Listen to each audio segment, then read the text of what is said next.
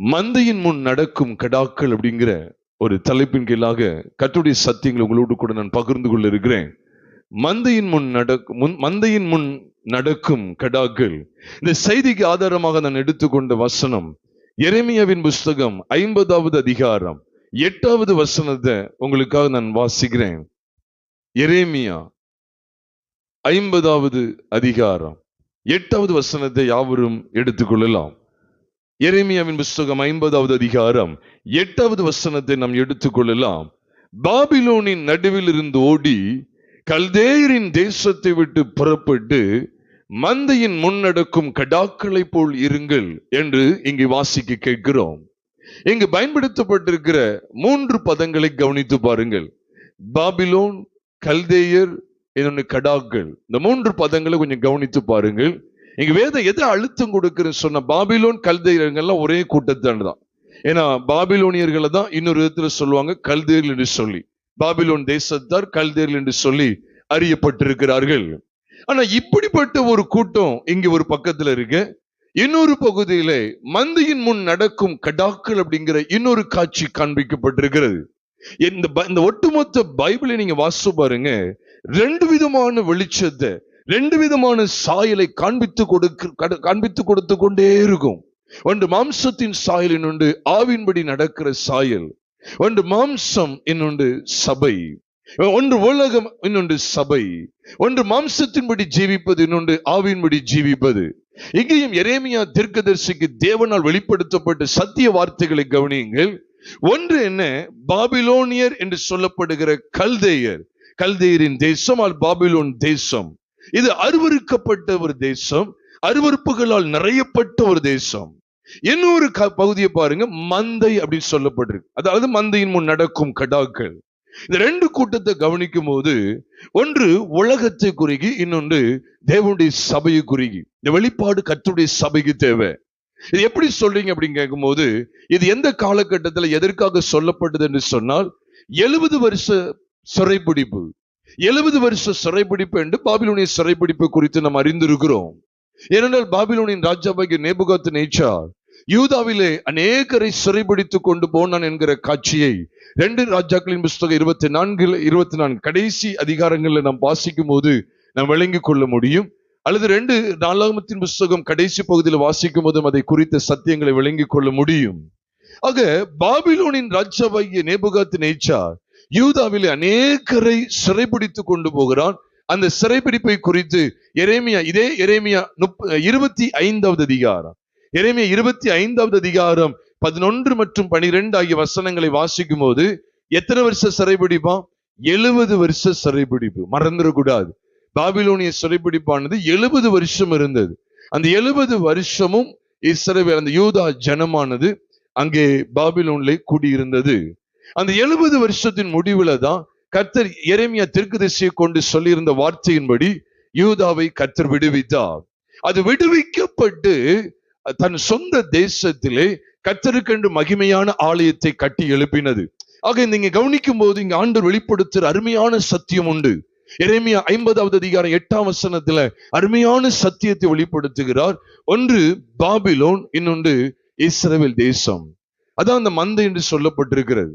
அப்போ பாபிலோன் அருவருக்கப்படத்தக்க பலவிதமான இச்சைகளையும், பலவிதமான உலக கவர்ச்சிகளையும், பலவிதமான உலக ஆடம்பரங்களையும், பலவிதமான மாம்ச கிரியைகளையும் உள்ளடக்கி உள்ளது என்பதை மறக்க கூடாது.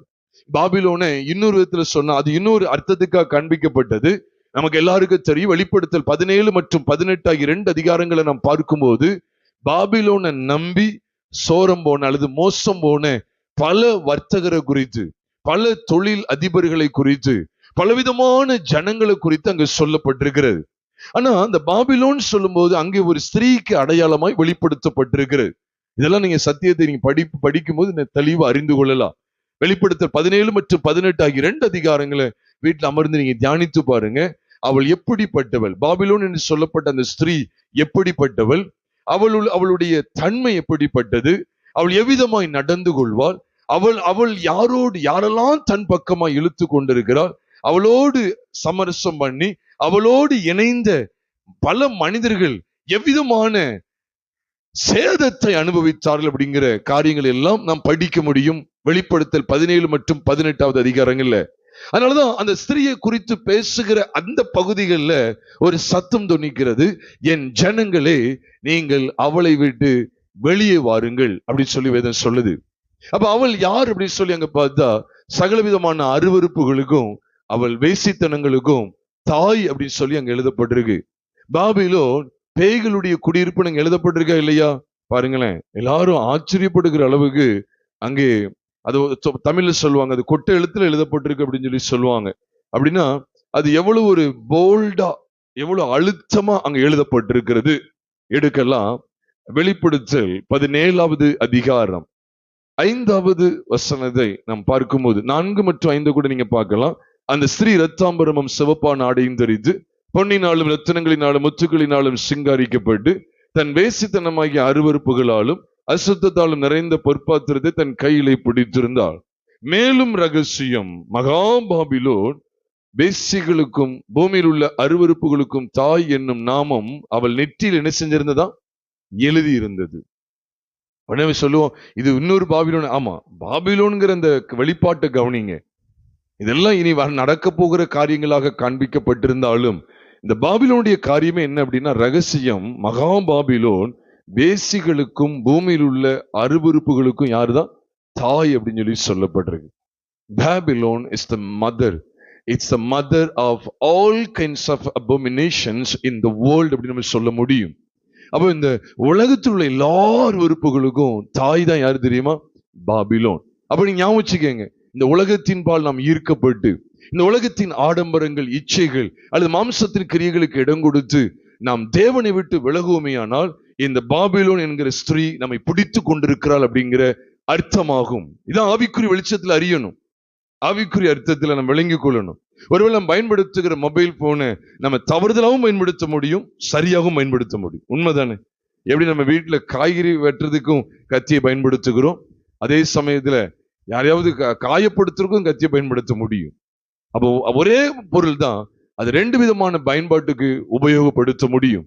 அதே போலதான் இந்த உலகத்துல கவனிப்போமே ஆனால், இந்த உலகத்துல உள்ள பொருட்களை கவனிப்போமே ஆனால், நம்ம பயன்படுத்துகிற பொருட்களை நம்ம பயன்படுத்தும். ஒரு டிவி எடுத்துக்கங்க, ஒரு லேப்டாப் எடுத்துக்கங்க, அல்லது ஒரு மொபைல் போன் எடுத்துக்கங்க. அதுல நல்ல விஷயங்களுக்கு பயன்படுத்த முடியுமா? முடியாதா? முடியும். ஆனா தீய விஷயங்களுக்கும் நிறைய பயன்படுத்தலாம். அப்படிப்பட்ட காரியங்கள் இருக்கு. அதனால ரெண்டு விஷயங்கள் இருக்கு. இந்த உலகத்துலதான் வாழ்றோம், இந்த பாபிலோன்கிற இந்த உலகத்துலதான் இருக்கிறோம். சகல அருவருப்புகளும் நிறைந்த இந்த உலகத்துலதான் ஜீவிக்கிறோம். ஆனா இந்த உலகத்தோடு ஒட்டாத ஒரு வாழ்க்கை, இந்த உலகத்தோடு இணையாத ஒரு வாழ்க்கை, அதுதான் முக்கியம். பிரியமானவர்களே, நாங்கள் அநேக செய்திகள் இதைத்தான் வலியுறுத்துகிறது. இந்த உலகத்துல வாழ்கிறோம், இந்த உலகத்தால் கரைபடாத வாழ்க்கை தேவை. அதனாலதான் நீங்க வேதத்தை வாசிச்சு பாருங்க. யாக்கோபு என்கிற நிருபம் 1வது அதிகாரம் கடைசி வசனத்தை நாம் பார்க்கும்போது அங்கு வேதம் சொல்லுகிறது, திக்கற்றவர்களும் விதவைகளும் படுகிற உபத்திரவத்தில் அவர்களை விசாரிக்கிறதும் உலகத்தால் கரைபடாதபடிக்கு தன்னை காத்து கொள்ளுகிறதுமே பிதாவாகிய தேவனுக்கு முன்பாக மாசில்லாத சுத்தமான பக்தியாயிருக்கிறது.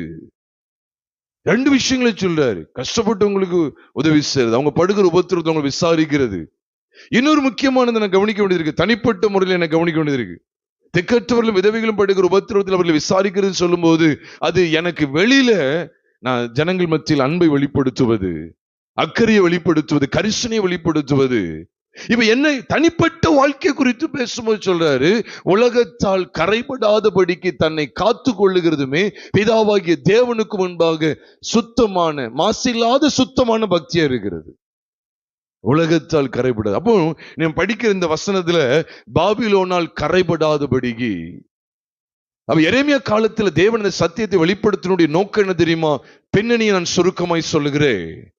அக்காலத்துல யூதா ஜனம் என்று அறியப்பட்டிருந்த இஸ்ரவேல் ஜனமானது, யாக்கோபின் சந்ததியானது தேவனுக்கு எதிரடையான காரியங்களை செய்து பாவத்தின் மேல் பாவம், அக்கிரமத்தின் மேல் அக்கிரமம் என்று சொல்லி துணிகரமான வாழ்க்கை வாழ்ந்து வந்தது.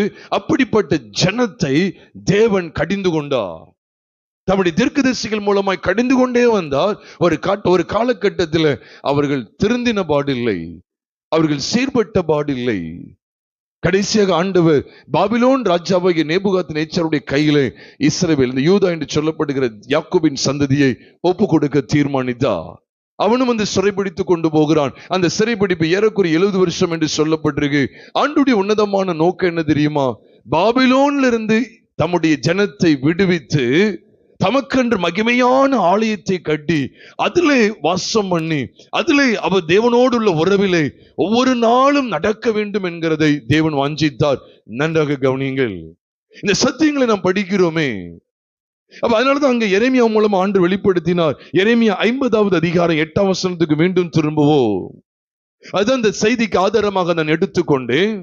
வேதம் சொல்லுகிறது, நீங்கள் பாபிலோனின் நடுவிலிருந்து ஓடி கல்தேரின் தேசத்தை விட்டு புறப்பட்டு போய் என்ன செய்யணுமா? மந்தையின் முன் நடக்கும் கடாக்களை போல் இருங்கள்.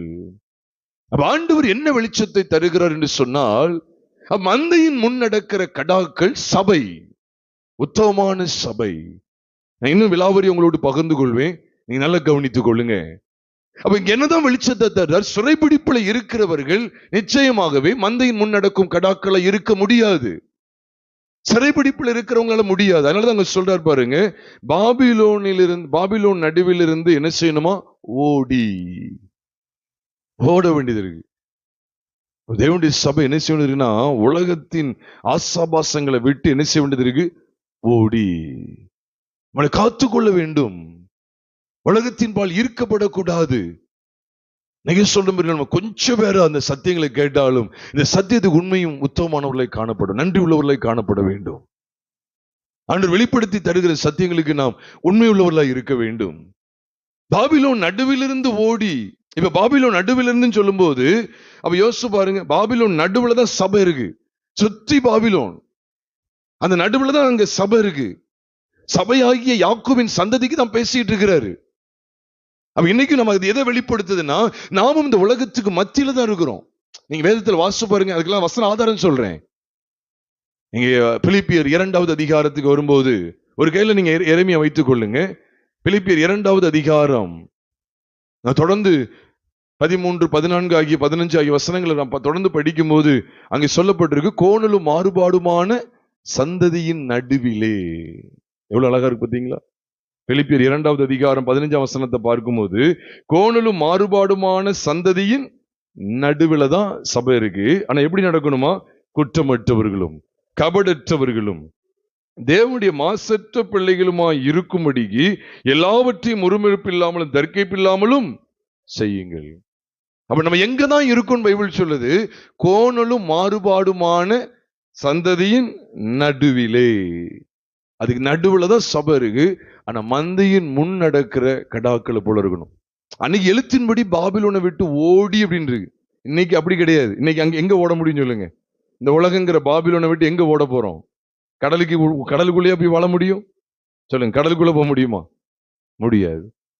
ஒரு வானத்துக்கு மேலேயே போய் உட்கார்ந்து வாழ்ந்துட்டு இருக்க முடியும்? ஆகாயத்திலே நடந்து போய்கிட்டு இருக்க முடியும்? ஆகாயத்திலே சமையல் பண்ணி சாப்பிட முடியும்? அன்னைக்கு அதனுடைய அர்த்தம் என்ன? அதனுடைய வெளிப்பாடு என்ன? அப்ப எரேமியாட்ட தேவன் என்ன பேசுறாருன்னா, பாபிலோன் நடுவிலிருந்து ஓடினா என்ன சொல்ல வேண்டியது இருக்குன்னா, என்ன செய்ய வேண்டியது இருக்கு? நாமும் இந்த உலகத்தின் கவர்ச்சிகள், உலகத்தின் ஆசாபாசங்கள், உலகத்துக்கு ஒத்த வேஷம் தரிக்கிற அனைத்து காரியங்களை விட்டு நாம் வேறு பிரிக்கப்பட்டவர்களாய் காணப்பட வேண்டும். வேறுபாட்டின் ஜீவியம், the life of separation என்று சொல்ல முடியும். We Christians, we the church of God are supposed to live the life of separation என்று நான் சொல்லுவேன். வேறுபாட்டின் வாழ்க்கை வாழ அழைக்கப்பட்டிருக்கிறோம்.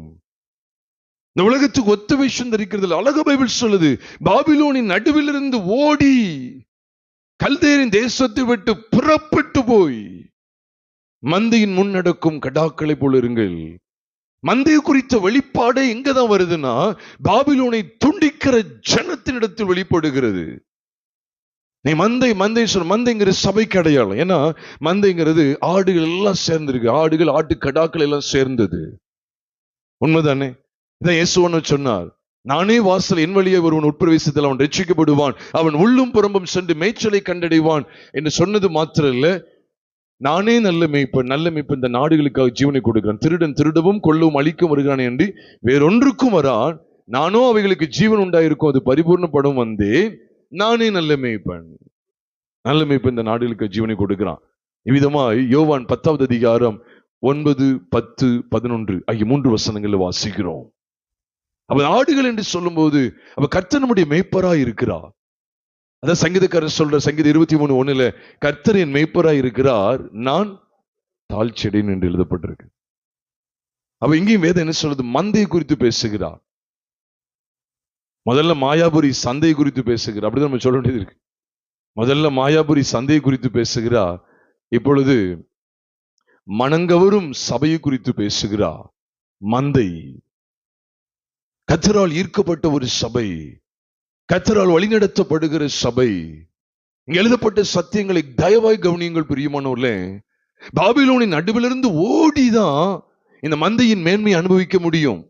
நான் உலகத்தை அனுபவிப்பேன், தேவனை அனுபவிப்பேன் சொன்னா அது காரியம் நடக்கவே நடக்காது. இதைத்தான் இயேசு சொன்னா மத்திய எழுதின சுவிசேஷம் 6வது அதிகாரம் 24ஆம் வசனத்துல இவ்விதமாய் சொன்னார், 2 எஜமான்களுக்கு ஊழியம் செய்ய ஒருவனாலும் கூடாது.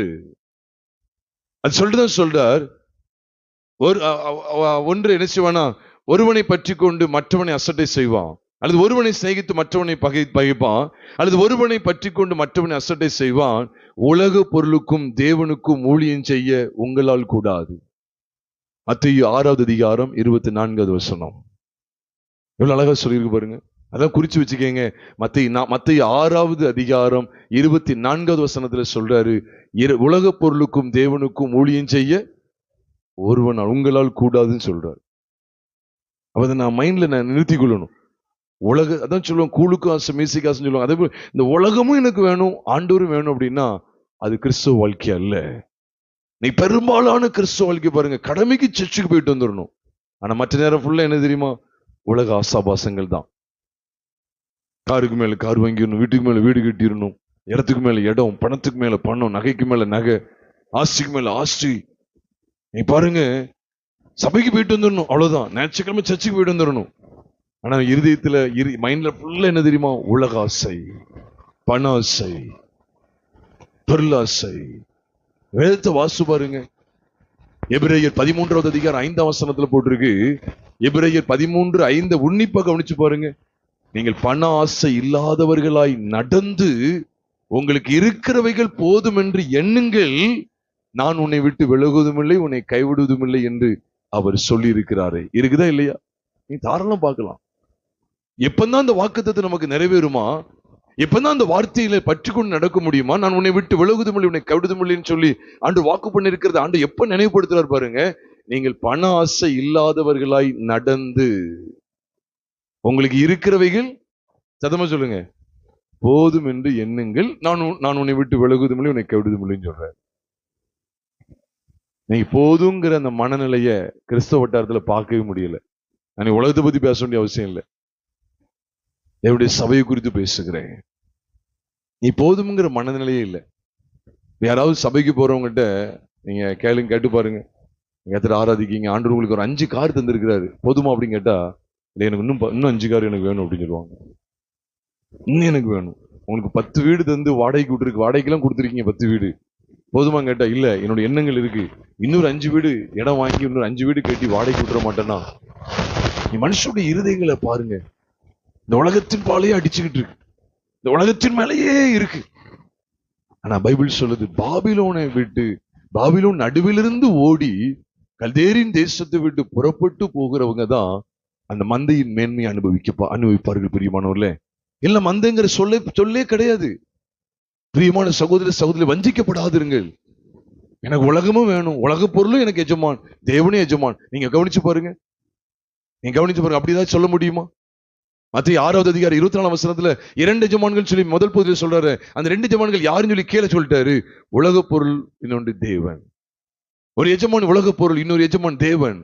2க்கும் ஊழியம் செய்ய ஒருவனாலும் கூடாது.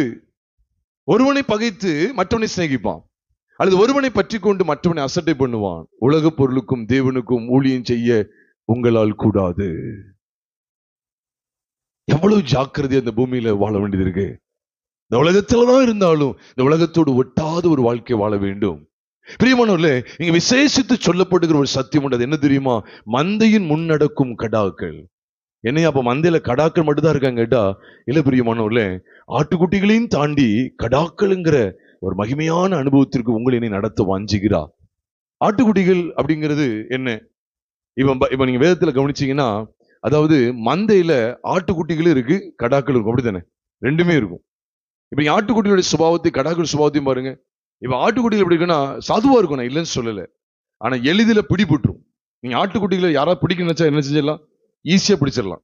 அப்படி எப்படி துள்ளும், டக்கு டக்குன்னு பிடிச்சா கழுத்தையும் காலையும் டக்குன்னு பிடிச்சா பிடிச்சிடலாம். கடாக்களை ஈஸியா பிடிக்க முடியுமா?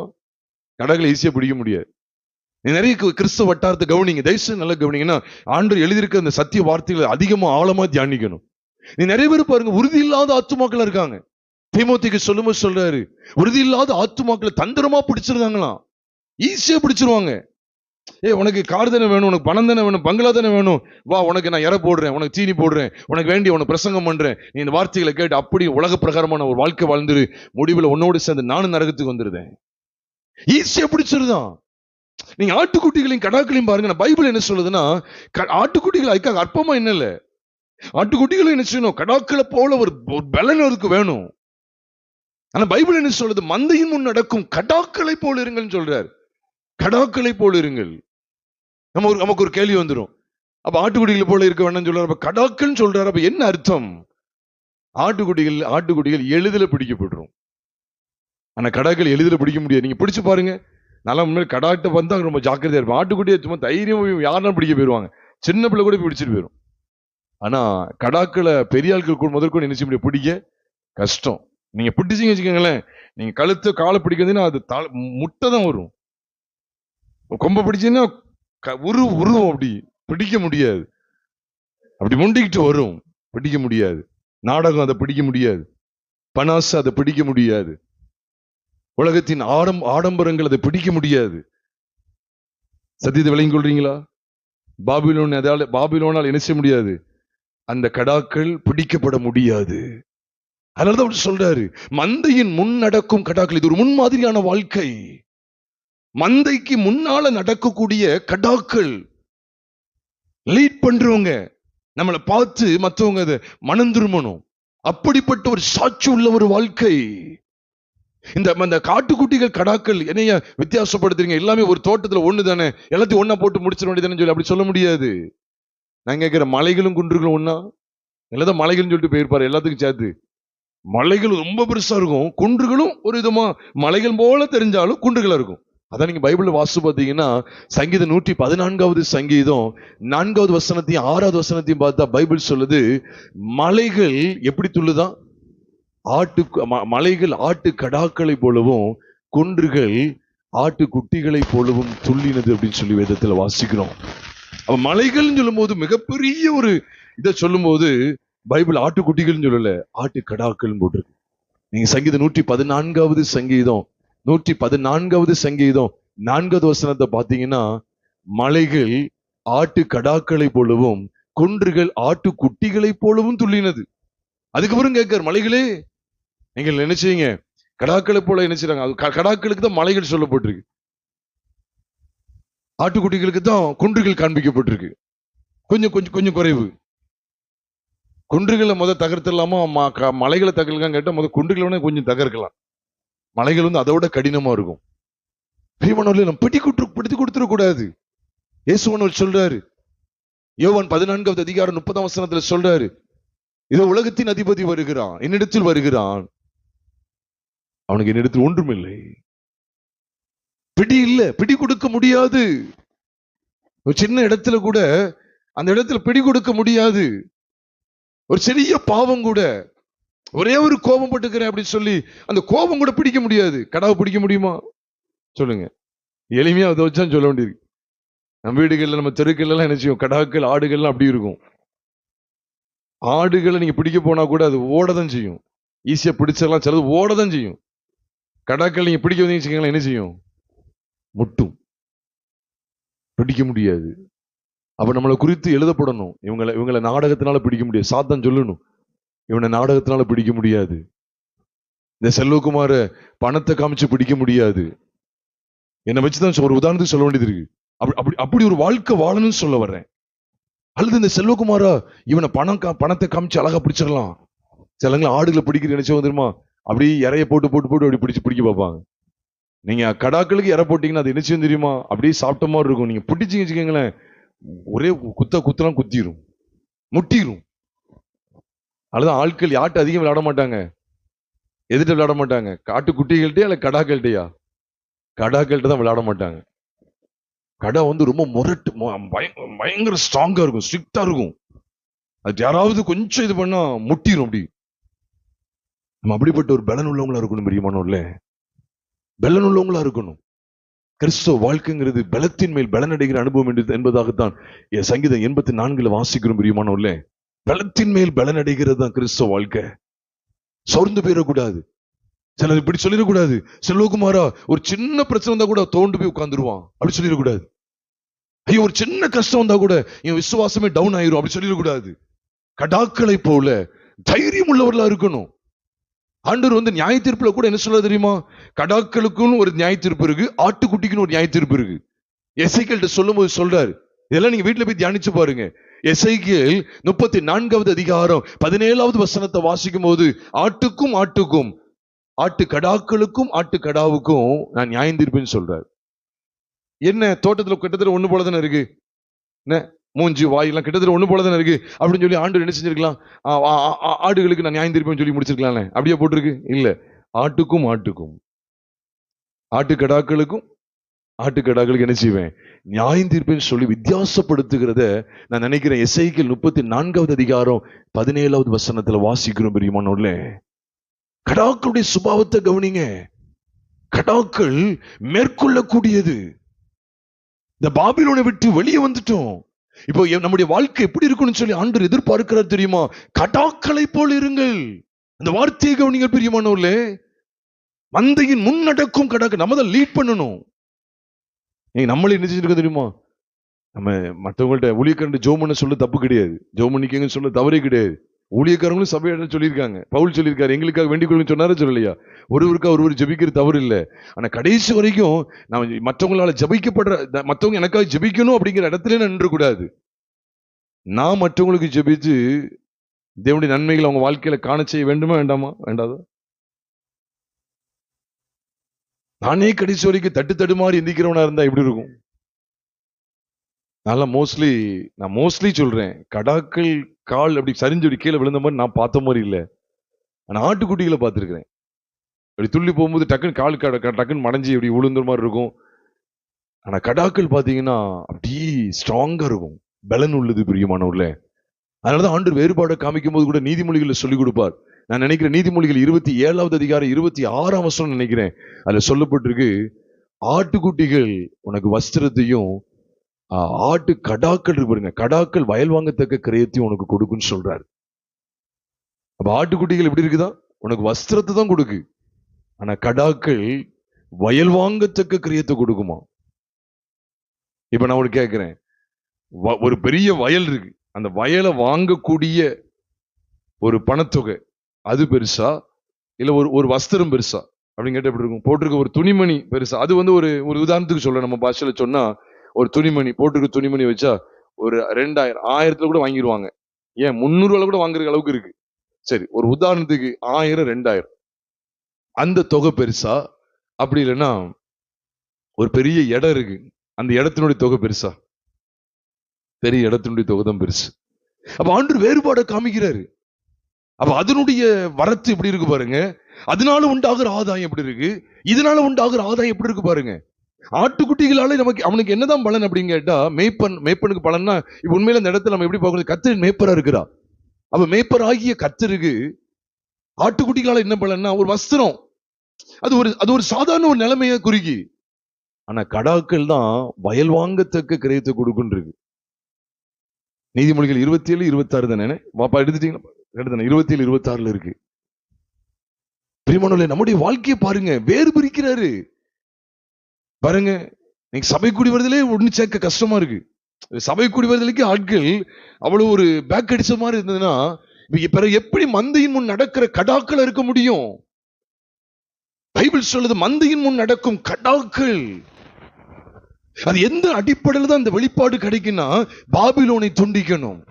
இந்த பாபிலோனை துண்டிக்கிற விஷயமானது பிரியமானவர்களே நன்றாக கவனிங்க. இது எதுக்கு அடையாளமா இருக்கு தெரியுமா? நான் ஏற்கனவே கூட உங்களோட பகிர்ந்து கொண்டேன். இது எதுக்கு அடையாளமா வெளிப்படுத்தப்பட்டதுன்னா, பொதுவா இந்த சிறைப்பிடிப்பிலிருந்து விடுதலை பெறுவதுங்கிறது கர்த்தராகிய இயேசு கிறிஸ்து பற்றுகிற விசுவாசத்துக்கு முன் நிழலாய் வெளிப்படுத்தப்பட்டவைகள். அது எப்படி சொல்றீங்க கேட்டா, நீங்க வேதத்தை வாசிச்சு பாருங்க. மத்திய எழுதின சுவிசேஷம் 2வது அதிகாரம் 17வது வசனத்துக்கு நீங்க வந்தீங்கன்னா, அதுல வேதம் எப்படி சொல்லுது பாருங்க. மத்திய 2வது அதிகாரம் 17ஆம் வசனத்துல சொல்லப்பட்டிருக்கு, புலம்பலும் அழுகையும் மிகுந்த துக்கம் கொண்டாடலுமாகிய கூக்குரல் எங்க கேட்கப்பட்டதா? ராமாவிலே கேட்கப்பட்டது. ராகில் தன் பிள்ளைகளுக்காக அழுது அவைகள் இல்லாதபடியினால் ஆறுதல் அடையாது இருக்கிறாள் என்று எரேமியா தீர்க்கதரிசியினால் உரைக்கப்பட்டது. அப்பொழுது என்ன செஞ்சிட்டான்? நிறைவேறிட்டுன்னு போட்டிருக்கு. இந்த வசனங்கள் எதுக்காக சொல்லப்பட்டு தெரியுமா எரேமியாவுக்கு? நீங்க எரேமியா புஸ்தகத்துல எரேமியா 31வது அதிகாரம், நீங்க மத்திய 2 அப்படி கையில வச்சுக்கீங்க, எல்லா வசன ஆதாரத்தோடு சொல்றேன். மத்திய 2வது அதிகாரம் 17, 18 அப்படி கையில ஒரு கையில வைத்துக் கொள்ளுங்க. எரேமியா 31வது அதிகாரம் 15ஆம் வசனத்தை நீங்க பாத்தீங்கன்னா அங்கேயும் அப்படியே சொல்லப்பட்டிருக்கு. நீங்க தாராளமா பார்க்கலாம். எரேமியா 31வது அதிகாரம் அதுல 15ஆம் வசனத்தை பாத்தீங்கன்னா அப்படி இருக்கு பாருங்க. நீங்க கூட எடுத்துக்கலாம். எரேமியா 31வது அதிகாரம் 15ஆம் வசனத்தை பாருங்க. ராமாவிலே புலம்பலும் கசப்பான அழுகையுமாகிய கூக்குரல் கேட்கப்பட்டது. ராகில் தன் பிள்ளைகளுக்காக அழுது தன் பிள்ளைகள் இல்லாதபடியால் அவைகளை நிமித்தம் ஆறுதல் அடையாது இருக்கிறாள் என்று கர்த்தர் சொல்லுகிறார். இதே வசனத்தை எங்க பாக்குறோம்? மத்தேயு 2வது அதிகாரம் 17ஆம் வசனத்துல பாக்குறோம். நம்ம தான் இந்த சத்தியத்தை அறிந்து கொள்ளணும், அறியாம இருக்கக்கூடாது. எப்பவுமே சொல்றேன், இதுக்கு முன்னால் நம்ம அறியாவிட்டாலும் பிரியமானவர்களே, இந்த வார்த்தைகளை காணொளி மூலமாய் கேட்கிற சகோதர சகோதரிகளே, இந்த சத்தியத்தை அறிந்து கொள்ள வேண்டும். ஐயா எதையோ கொண்டு எண்ணத்தையோடு கொண்டு முடிச்சு போட்டீங்களான்னு சொல்லி கேட்க கூடாது. இங்க இருக்கு, ராமாவிலே கூக்குரல் கேட்கப்படுதுன்னு பாத்தீங்களா? இதே வெளிச்சத்தை தான் ஆவியானவர் எங்க எழுதி வச்சிருக்கிறாருன்னா மத்திய 2வது அதிகாரம் 17ஆம் வசனத்தில் எழுதி வச்சிருக்கிறார். 17ஆம் வசனத்தில் எழுதி வச்சிருக்கிறார். நீங்க யோசிச்சு பாருங்க, அப்பொழுது நிறைவேறிட்டுன்னு இருக்கு. இருக்குதா இல்லையா? அப்ப எதுக்காக சொல்லப்பட்டு தெரியுமா எரேமியாவிட்ட? யூதா ஜனம் சிறைப்பட்டு போகிறது,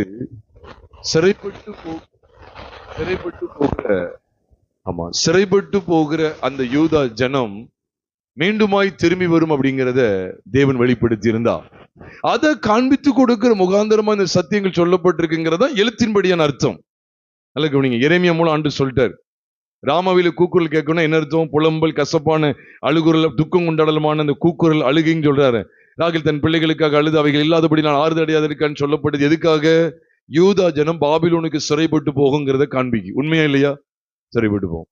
அதுக்கு அப்புறம் வசனங்கள் எரேமியா 31வது அதிகாரம் 16, 17, 18, 19 ஆகிய வசனங்களை வாசித்தா நான் திரும்பி கொண்டு வருவேன் சொல்லிக்கிட்டே இருப்பார். திருப்பப்படுவேன், திரும்பி கொண்டு வருவேன், அவர்கள் திரும்பின பின்பு நான் திரும்பின பின்பு. ஏன் திருப்பப்படுதலை பத்தி பேசுறாருன்னா, பாபிலோனி சிறைப்பிடிப்பிலிருந்து வெளியே என்ன செய்வேன்? கொண்டு வருவேன் சொல்றார். அப்ப எரேமியா 50:8 என்ன வெளிச்சத்தை தருது?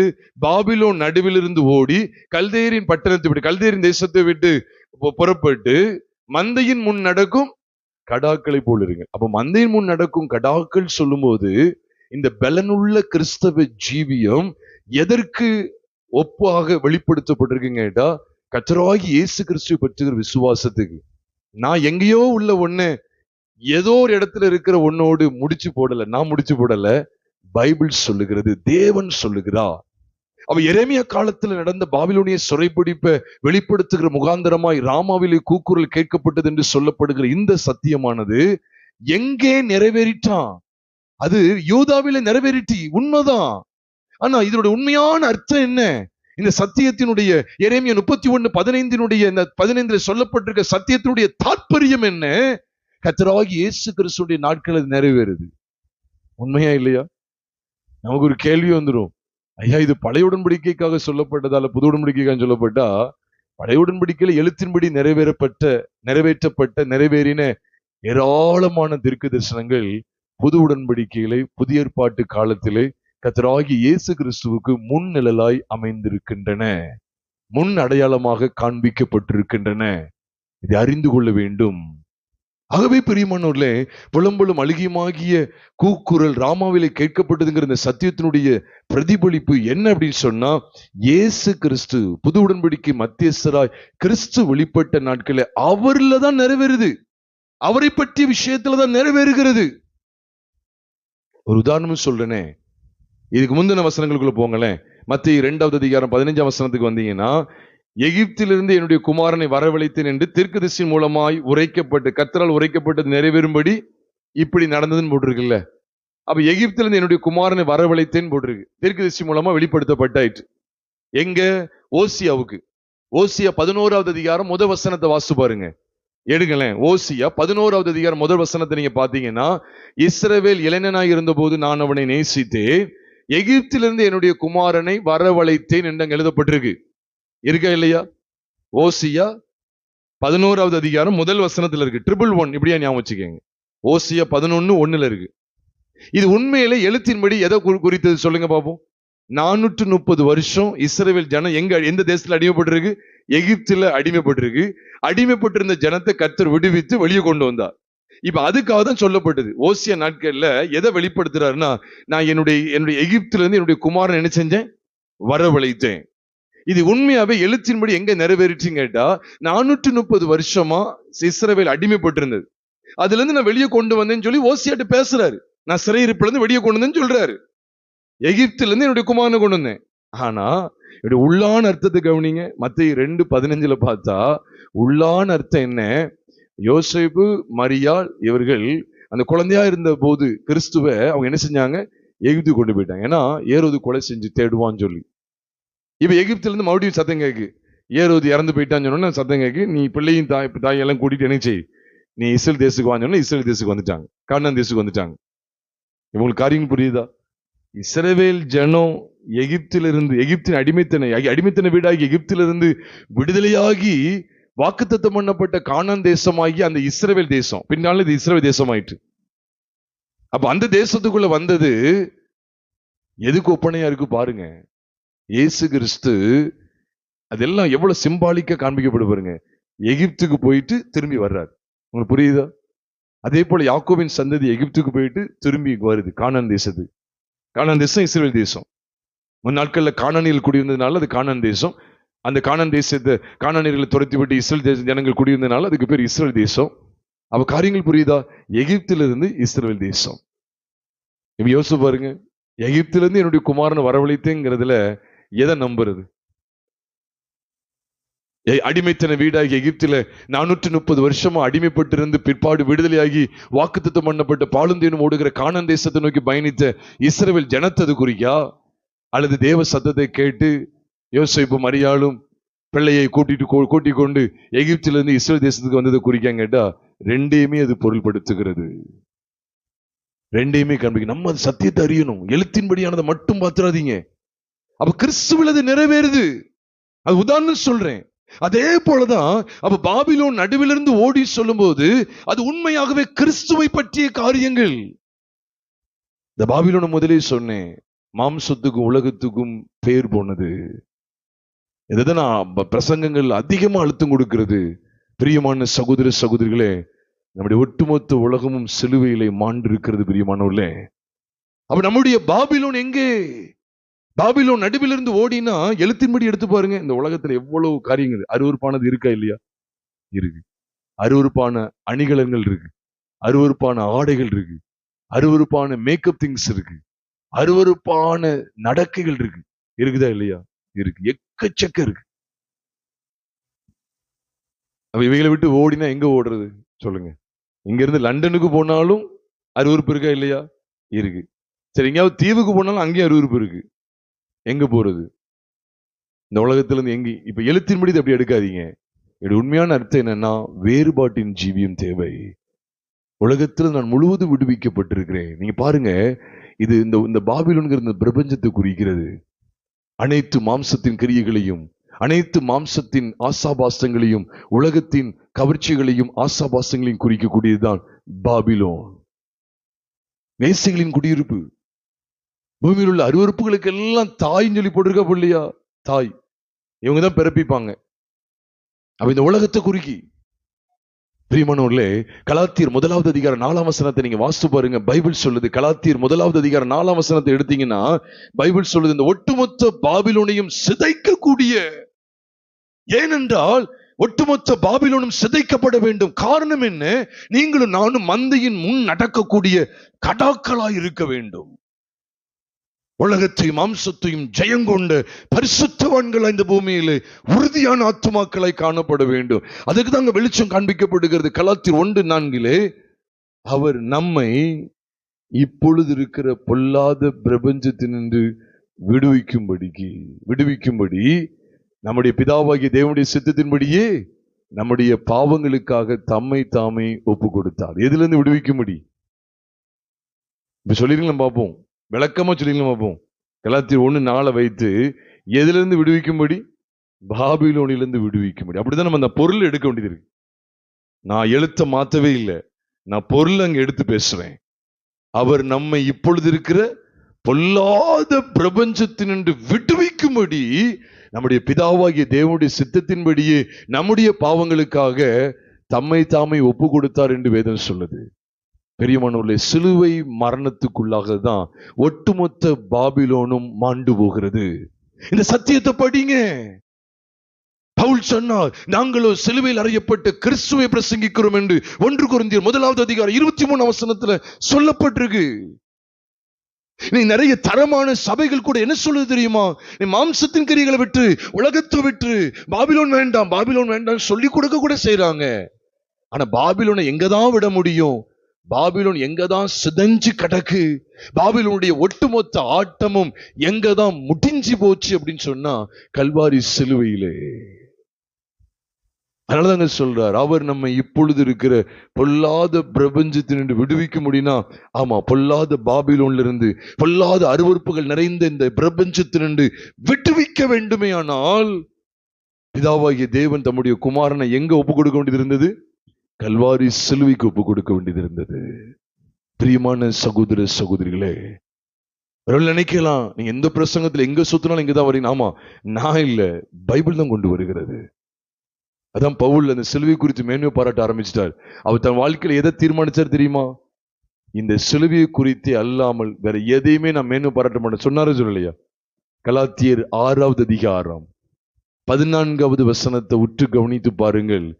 நானோ நம்முடைய கர்த்தராகிய இயேசு கிறிஸ்துவின் சிலுவையை குறித்தே அல்லாமல் வேற ஒன்றையும் குறித்து மேன்மை பாராட்டாதிருப்பேனாக.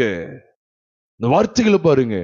வேற எத்தையும் குறித்து மேன்மை பாராட்ட மாட்டேன். நம்ம கூட இன்னைக்கு பாடல் பாடணும் ஆராதனையில. விந்தை கிறிஸ்தேசு ராஜா, ஒந்தன் சிலுவை என் மேன்மை, ஒந்தன் சிலுவை என் மேன்மை. எவ்வளவாய் தேவனை நம் மகிமைப்படுத்த அழைக்கப்பட்டிருக்கிறோம். அப்போஸ்தலனாகிய பவுல் எவ்வளவோ படிச்சவர் தான், கற்று தேர்ந்தவர், நியாயப்பிரமாணங்களையும் அதிகமாய் கரைச்சு குடிச்சவர் சொல்லலாம். அவ்வளவாய் கற்று தேர்ந்தவர், புதிய ஏற்பாட்டிலே அநேக வெளிப்பாடுகளை பெற்றுக்கொண்ட மனிதன், பழைய உடன்படிக்கையின் சத்தியத்திலும் அநேக வெளிப்பாடுகளை கண்டுகொண்ட மனுஷன், புது உடன்படிக்கையின் சத்தியத்திலும் அநேக வெளிப்பாடுகளை வெளிப்படுத்தி கொண்டு வந்த மனுஷன். என்ன ஒரு மேன்மைக்குள்ள வந்து தெரியுமா? இந்த மேன்மை பாராட்டல் மாத்திரமே. அவர் சொல்ற, நம்முடைய கர்த்தராகிய இயேசு கிறிஸ்துவின் சிலுவையை குறித்து அல்லாமல் வேறு ஒன்றையும் குறித்து மேன்மை பாராட்டாது இருப்பேனாக சொன்னதோடு மட்டுமல்ல, அது தொடர்ந்து பாருங்க. கலாத்தியர் 6:14 அவராலே உலகம் எனக்கு சிலுவையில் அறிவுண்டிருக்கிறது, நானும் உலகத்திற்கு சிலுவையில் அறிவுண்டிருக்கிறேன். அதனாலதான் பிரியமானவர்களே, நம்முடைய கிறிஸ்தவ வாழ்க்கையில எல்லா நாட்கள்லையும் இந்த சிலுவையை பற்றி மேன்மை பாராட்ட வேண்டியது இருக்கிறது. இயேசு கிறிஸ்துவின் சிலுவையை குறித்தே அல்லாமல். அவர் பாபிலோன் நடுவிலிருந்து வெளியே வருகிற காட்சியை குமாரன்ல நிறைவேற்றுகிறார், குமாரன்ல காண்பித்து கொடுக்கிறார்.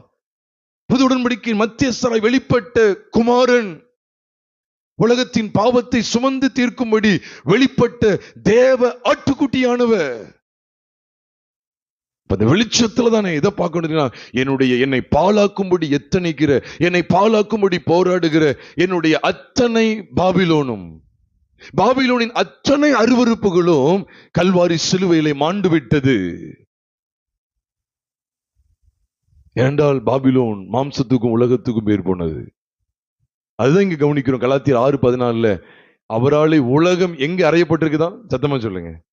அதுக்குதான் அவர் சொல்றார், நானும் நம்முடைய கர்த்தராகிய இயேசு கிறிஸ்துவின் சிலுவையை குறித்து அல்லாமல் வேறு ஒன்றையும் குறித்து மேன்மை பாராட்டாதிருப்பேன். ஏன் அப்படின்னா, அந்த சிலுவையை குறித்தே மேன்மை பாராட்டுறார்.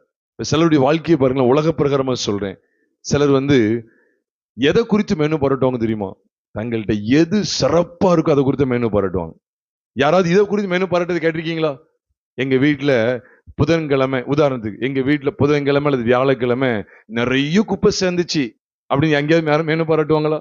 குப்பை நிறைய வந்துச்சு எங்களுக்கு, ஆகா இதை நாங்க மேனு பாராட்டுறோம், எங்களுக்கு நிறைய குப்பை கிடைச்சது பாருங்க. அல்லது ஞாயிற்றுக்கிழமை நைட்டு நாங்க பார்த்தோம், அல்லது திங்கக்கிழமை காலையில பார்த்தோம், எங்க வீட்டுல நிறைய குப்பை கிடந்துச்சு, நிறைய தூசி கிடந்தது, நிறைய நூலாம்படம் இருந்துச்சு. அதை குறித்து யாராவது மெனு பாராட்டுவாங்களா?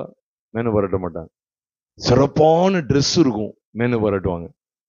அருமையான கார் இருக்கும், உலக பிரகாரமா சொல்ற முதல் காரியம், அருமையான கார் வச்சிருப்பாங்க, அதை குறித்து மெனு பாராட்டுவாங்க. மனுஷன் எதை குறித்து மெனு பாராட்டுமா? தன்னிட்ட இருக்கிற உச்சக்கட்ட மேன்மையை வச்சுதான் மெனு பாராட்டு, நன்மையை வச்சு மெனு பாராட்டுவான். நிறைய படிச்சிருக்காங்க வச்சுக்கோங்களேன், நான் எவ்வளவு படிச்சிருக்கேன் தெரியுமான்னு சொல்லி அதை குறித்த மெனு பாராட்டு வந்துகிட்டே இருக்கும். அப்ப அப்போஸ்தலனாகிய பவுலுக்கு எதை குறித்து மெனு பாராட்டு தான் இருக்குன்னா, இந்த ஒன்னே ஒண்ணு குறித்து தான். அப்ப அவர்கிட்ட இருக்கிற எல்லா சத்தியங்கள்ல எல்லா சத்தியங்களும் இதுக்குள்ளதான் இருக்கு அப்படின்னு சொல்ல வர்றாரு. அதனாலதான் அவர்கிட்ட இருக்கிற எல்லா ஊழியங்கள் எல்லா விஷயங்களையும் பார்க்கும்போது, நான் அங்க போனேன் இங்க போனேன், அந்த ஊழியம் செஞ்சு இந்த ஊழியம் செஞ்சு, அங்க சபையை ஸ்தாபிச்சேன் இங்க சபையை ஸ்தாபிச்சேன், எல்லாம் இருக்கட்டும். ஆனா எனக்குள்ள இருக்கக்கூடிய ஒரே மெனு பாட்டு என்னன்னா, நானும் நம்முடைய கர்த்தராகிய இயேசு கிறிஸ்துவின் சிலுவை குறித்து அல்லாமல் வேறு ஒன்றையும் குறித்து மேன்மை பாராட்டாது இருப்பேனாக. ஏன் அப்படின்னு கேட்டா, அவராலே பாபிலோன் எனக்கு சிலுவையில் அறையுண்டு இருக்குது. நான் அப்படி பொருளை சொல்றேன், அவராலே உலகம் எனக்கு சிலுவையில் இருக்கிறது, நானும் பாபிலோனுக்கு சிலுவையில் அறையப்பட்டிருக்கிறேன், அறையுண்டு இருக்கிறேன். நானும் உலகத்திற்கு சிலுவையில் வசனத்தை மாத்திரம் நினைச்சிடாங்க, நான் மாத்தல, அப்படி அர்த்தத்தை விளக்கி சொல்றேன். எப்படிப்பட்ட ஒரு மேன்மைக்குள்ள வந்து பார்த்தீங்களா? சிலுவை. அந்த சிலுவையின் பற்றி அந்த கர்த்தராகிய இயேசு கிறிஸ்துவினுடைய ஒட்டுமொத்த பாவங்களையும், என்னை பாழாக்கக்கூடிய அத்தனை பாவங்களையும், எதையாவது ஒரு விட்டு இருந்தாரு வச்சுக்கோங்களேன், அவர் மறுபடியும் மனுஷனா வந்து பலியிட வேண்டியது இருக்கும், பலியிடப்பட வேண்டியது வந்துடும். அப்படி அல்ல பிரியமானவர்களே, ஒரே தடம் வந்து அத்தனை பாவங்களையும் நம்முடைய மாம்சத்தில் ஆக்கினைக்கு உட்படுத்தி விட்டார். அதனாலதான் ரோமர் 8வது அதிகாரம் 3ஆம் வசனம் சொல்லுகிறது, எப்படி எனில் மாம்சத்தினாலே பலவீனமாய் இருந்த நியாயப்பிரமாணம் செய்யக்கூடாததை தேவனே செய்யும்படிக்கு நம்முடைய குமாரனை பாவ மாம்சத்தின் சாயலாகவும் பாவத்தை போக்கும் வழியாகவும் அனுப்பி மாம்சத்திலே பாவத்தை ஆக்கினைக்குள்ளாக தீர்த்தார். பாவம் சொன்ன ஒரே ஒரு பாவம் நினைச்சிடக்கூடாது, ஊர்பட்ட பாவமும் கிடையாது, ஒட்டுமொத்த பாவங்க. நம்மை பாழாக்கக்கூடிய ஆதாமின் இரத்தத்துல தோன்றப்பட்ட ஆதாம் ஏவல் மூலமாய் பிறப்பிக்கப்பட்ட அத்தனை பாவத்தன்மைகளையும் கிறிஸ்து சிலுவையிலே தம்முடைய மாம்சத்துல ஆக்கினைக்கு உட்படுத்திட்டாரா இல்லையா? உட்படுத்திட்டார். அதனாலதான் நம்மளை பாழாக்கக்கூடிய அத்தனை பாவ செய்கைகளும் கல்வாரி சிலுவையிலே கிறிஸ்துவின் மாம்சத்திலே ஆக்கினைக்குட்படுத்தப்பட்டு விட்டது என்கிற சத்தியத்தை தான் இங்கே ரோமர் 8வது அதிகாரம் 3ஆம் வசனத்துல படிக்கிறோம். பிரியமானவர்களே, இங்க ஏன் மாம்சத்திலே பாவத்தை ஆக்கினைக்குள்ளாக தீர்த்தான்னு சொல்லி நான் விடுதலை பெற்றுட்டேன் சந்தோஷப்பட்டார் தெரியுமா? அப்போஸ்தலனாகிய பவுல் 7ஆம் அதிகாரத்துல அவர் சொல்றார், நான் விரும்புகிற நன்மையை செய்யாமல் விரும்பாத தீமையை செய்கிறேன், அப்படி நான் விரும்பாத தீமையை செய்கிறபடினாலே நான் அல்ல, எனக்குள்ளே வாசமாய் இருக்கிற பாவமே அப்படி செய்தது. நம்ம பாவம் உள்ள கடந்துகிட்டே இருக்கு. நீ நினைவு அப்படிதான், பாவம் உள்ள கடந்துகிட்டே இருக்கு. ஆமா, இவன் அந்த பாவம் செஞ்சுட்டேன், இந்த பாவம் செஞ்சுட்டேன். இவன் பைபிள் அடுத்த வசனத்துல அடுத்த அதிகாரத்துல காமிச்சு கொடுக்கு, பாவம் கிடக்கு. ஆமா, பாவத்திலேயே தான் இருக்கேன். இப்ப நான் எந்த இடத்துக்கு வர வேண்டியது இருக்குன்னா, மாம்சத்திலே பாவத்தை ஆக்கினைக்குள்ளாக தீர்த்தார். இருக்குதா இல்லையா? எப்படி தீர்த்தார்? தம்முடைய குமாரனை பாவ மாம்சத்தின் சாயலாகவும் பாவத்தை போக்கும் பலியாகவும் அனுப்பி. அப்ப அந்த ஒரு மென்மையான இடத்துக்குள்ள நான் வரும்போது, தேவகுமாரன் எனக்காக பாவ மாம்சத்தின் சாயலாக, அதை படிச்சுக்கங்க, பாவ மாம்சத்தின் சாயலாக பாவத்தை போக்கும் வழியாக இந்த பூமியில் என்ன செஞ்சார்? வெளிப்பட்டு என்னுடைய எல்லா பாவங்களையும் சிலுவையிலே சுமந்து தீர்த்தார். என்னுடைய எல்லா பாவங்களையும் தம்முடைய மாம்சத்திலே ஆக்கினைக்குட்படுத்தி விட்டார். சத்தியத்தை பற்றுகிற வெளிச்சத்துலதான் நீங்களும் நானும் பாபிலோன் நடுவிலிருந்து ஓடி கல்தேரின் தேசத்தை விட்டு புறப்பட்டு மந்தையின் முன் நடக்கும் கடாக்கள் என்கிற அந்த உறுதியான வாழ்க்கையை வாழ முடியும் என்று தேவன் நம்மோடு பேசுகிறார். அது உலகத்துக்கு மட்டும் இல்லை பிரியமானவர்களே, மாம்சத்தை குறித்து நீங்க கவனித்து பாருங்க. அதே கலாத்தியர் 5வது அதிகாரம் 24ஆம் வசனம் சொல்லுகிறது, கிறிஸ்துவினுடையவர்கள் தங்கள் மாம்சத்தையும் அதன் ஆசை இச்சைகளையும் சிலுவையில் அறைந்திருக்கிறார்கள். அங்கேயும் சிலுவை பற்றிய உபதேசமா? ஆமா, நம்முடைய ஒட்டுமொத்த உலகமும் மாண்டு போகிறது அப்படிங்கிறது பற்றிய காரியத்திலையும் சிலுவை பற்றிய உபதேசம். அது மாத்திரமல்ல, நம்முடைய ஒட்டுமொத்த மாம்சீகமும் ஒளிந்து போகிற இடத்தை காண்பிக்கிற இடத்துல, ஒளிந்து போகிற காரியத்தை பற்றிய விஷயத்துல சிலுவை பற்றிய உபதேசம். தேவனுடைய பிள்ளைகள் விளங்கி கொண்டு மந்தையின் முன் நடக்கிற கடாக்களை போல ஒரு தரமான ஜீவியம் ஜீவிக்க அழைக்கப்பட்டிருக்கிறோம் என்பதை நாம் இன்றைக்கு நினைவில் கொள்வோம். பிரியமானவர்களே, அப்படிப்பட்ட அனுபவம் வேணும் அப்படின்னு சொன்னா உண்மையிலே மந்தையின் முன் நடக்கும் கடாக்களை போல இருக்கணும். யாரெல்லாம் ஆட்டுக்குடிகளை போல இருக்கணும், யாரெல்லாம் கடாக்களை போல இருக்கணும்னு சொல்லி விரும்புறீங்க? யாரெல்லாம் ஆட்டுக்குட்டிகளை போல இருக்குன்னு நினைக்கீங்க? இல்ல, நம்ம அதுலயும் கூடுதலா கடாக்களை போல. பிடிக்க முடியாது. சிலங்களை நான் கடாக்களை பிடிச்சு பார்த்திருக்கேன். என்ன பிடிப்பேன் பாத்தீங்களா? எங்க சொந்தக்காரன் வீட்டுக்கு போனா பிடிப்பேன். பிடிக்கும்போது என்னன்னா அப்படி அங்க திமிரு அப்படி போயிரும், திமிர்ந்துட்டு அப்படி போயிரும். பிடிக்க முடியாது, அதை பிடிக்க முடியாது. அப்ப நமக்கு ஆண்டு என்ன சொல்றாருன்னா, ஒரு ஒரு பொய் கையெழுத்து போட்டு 2 லட்சம் ரூபாய் தர்றேன், உனக்கு பொய் கையெழுத்து போடுவேன் கேட்டா என்ன பிடிக்க முடியாது. ஐயா, இந்த வீடு நிறைய பொண்ணு ஆசையும் தர்றேன், வீடு நிறைய வைரம் தங்கத்தை தர்றேன்னு உங்கள்கிட்ட சொல்றாங்க. இப்ப நம்மகிட்ட வந்து சொல்றாங்க, இப்ப ஆலய ஆராதனை முடிச்சு, நல்லா பாத்துங்க, இப்ப சபையின் ஆராதனை முடிஞ்சு வீட்டுக்கு போறோம். வீட்டுக்கு போனோன்னா ஒருத்தவங்க வந்து நிக்காங்க, சூட்கேஸா. ஒரு உதாரணம் சொல்றேன், ஒரு 20 சூட்கேஸ் வச்சிருக்காங்க. 20 சூட்கேஸ் வச்சு இல்ல 20லயுமே 20 கோடி இருக்கு. பெரிய பெரிய சூட்கேஸ் 20 கோடி ரூபாய் இருக்கு. நீ பைபிளோட வந்து நிக்கல, இந்த சமயம் நான் இந்த பைபிள் எடுக்க மாட்டேன், எனக்கு இந்த ஆண்டு வேண்டான்னு மட்டும் சொல்லிரு. இந்த 20 சூட்கேஸ்ல இருக்கிற 20 கோடி உனக்கு அப்படின்னு சொன்னா என்ன செய்வீங்க? 20 கோடி சூட்கேஸ் அப்படி நடக்குன்னு வச்சுக்கிடுமே, இந்த பைபிளை விட்டுறணும், இந்த ஆண்டூர் வேண்டான்னு சொல்லணும். இந்த ஆண்டூர் வேண்டாம் நீ சொல்லணும். இந்த இயேசு நீ மறுதளிச்சுன்னு சொல்லணும். இந்த இயேசு வந்து ஆண்டூர் கிடையாதுன்னு சொல்லணும். இந்த இயேசு எனக்கு ரத்த சிந்தலைன்னு சொல்லி நீ மறுதளிக்கணும். நீ மறுதளிச்சின்னா உனக்கு இந்த எல்லா சூட்கேஸ் 20 சூட்கேஸ்ல இருக்கிற 20 கோடி உனக்கு தான் அப்படின்னு சொல்லி சொல்றாங்க. இந்த ஒரு பைபிளுக்காக, அந்த 20 சூட்கேஸுக்காக இந்த ஒரு பைபிளை, இந்த உன்னதமான தேவனை நமக்காக இரத்த சிந்தி ஜீவனை கொடுத்து அடக்கம் பண்ணப்பட்டு 3ஆம் நாள் உயிரோடு எழுந்து இன்றும் என்றென்றும் நம்மளை நடத்துகிற அந்த உன்னதமான தேவனை விட்டு விடுவோமா அல்லது சூட்கேஸ் எடுத்துக்கிடுவோமா? சூட்கேஸ் எடுத்து அவரை விட்டுட்டு சூட்கேஸ் எடுத்துக்கிடுவோமா, இல்ல இந்த சூட்கேஸ் அத்தனையும் தள்ளிட்டு அவரை மட்டுமே உறுதியை பற்றி கொள்வோமா? சொல்லுங்க. எதற்காக? இதுதான் நம்முடைய கிறிஸ்தவ வாழ்க்கை. ஏதோ நீங்க சொல்றீங்க அப்படிங்கிறது நினைச்சுறாங்க, இப்படி ரியல் லைஃப்ல நடக்கும். இவா ஒரே ஒரு கையெழுத்து தான் நீ போட்டினா உனக்கு 5 லட்சம் ரூபா வருது. ஒரே ஒரு பொய் கையெழுத்து தான் 5 லட்சம் ரூபா கிடைக்கும். பிள்ளைகளுக்கு ஸ்கூல்ல என்ன செய்யணும், அந்த ஃபார்ம் எழுதி கொடுக்கும்போது தகப்பனார் வந்து கவர்மெண்ட் வேலை பார்த்தாலும், அல்ல தகப்பனார் வந்து முக்கியமான நல்ல பிசினஸ் பண்ணாலும் அதுல கூலின்னு எழுதுனா உனக்கு ஸ்காலர்ஷிப் பணம் வரும்னு சொன்னா கூட அது பொய் கிடையாதா? பொய், திருட்டுத்தனம், ஏமாட்டுத்தனம். அவன் நிறைய நேரங்கள் என்ன செய்யறது தெரியுமா? சபைக்கும் போவாங்க, என்ன செய்வாங்க தெரியுமா? சர்டிபிகேட்டை மாத்தி எழுதுறது. சிலவங்க நல்லா அதிகமா கவர்மெண்ட் வேலை பார்க்கணுங்கிறதுக்கா என்ன செய்வாங்க தெரியுமா?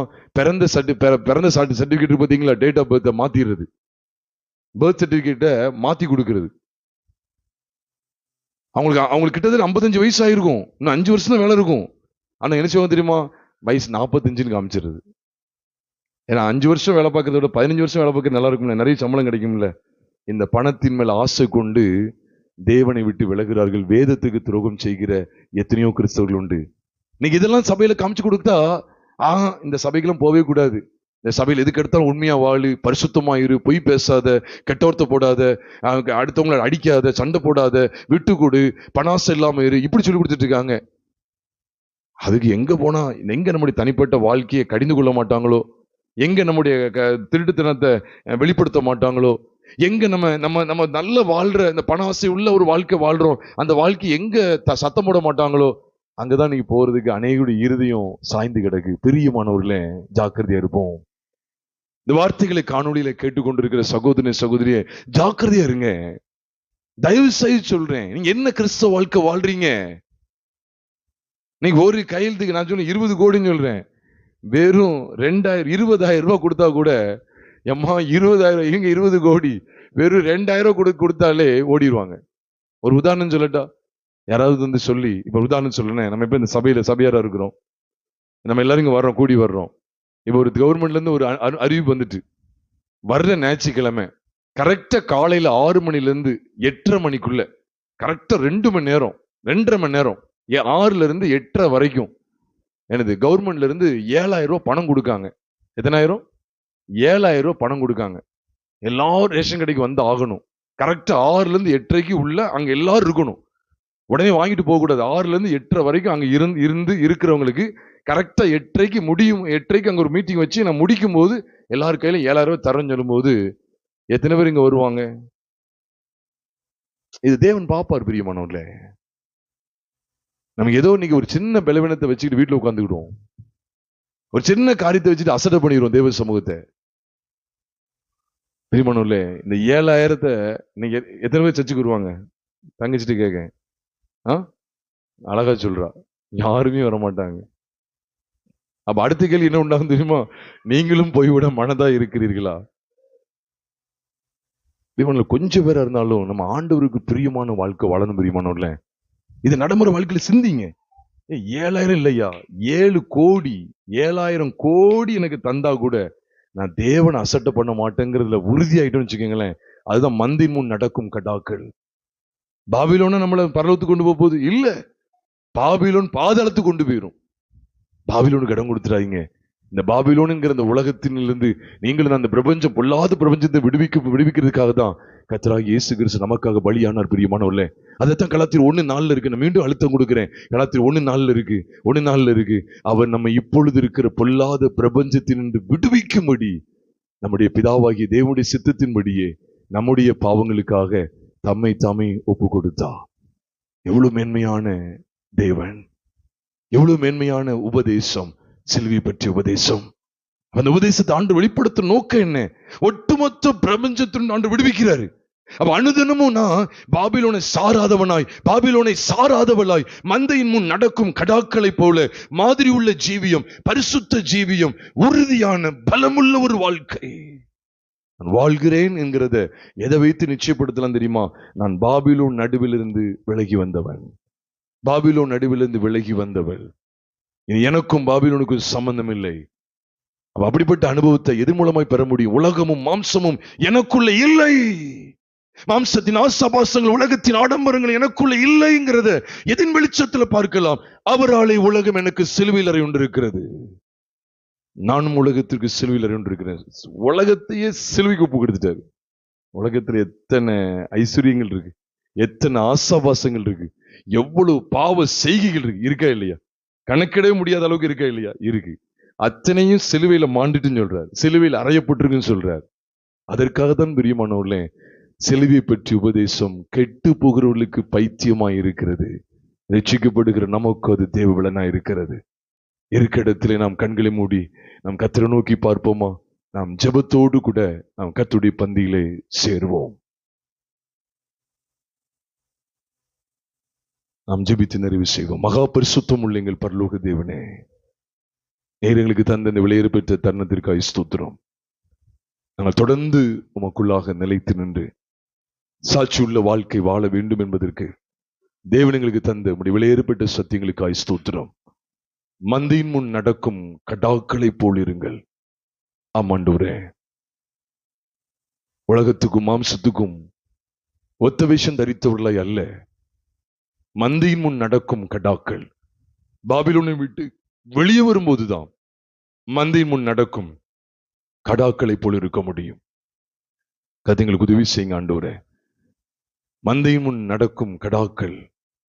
நன்றி ஆண்டவரே. தொடர்ந்து எங்களை ஆட்கொள்ளுங்க ஆண்டவரே. நாங்கள் தொடர்ந்து உண்மையிலே நிலைத்திருக்க கத்து உதவி செய்யுங்க. அதற்கு யாவரையும் கரத்தில் ஒப்பு கொடுக்கிறோம்.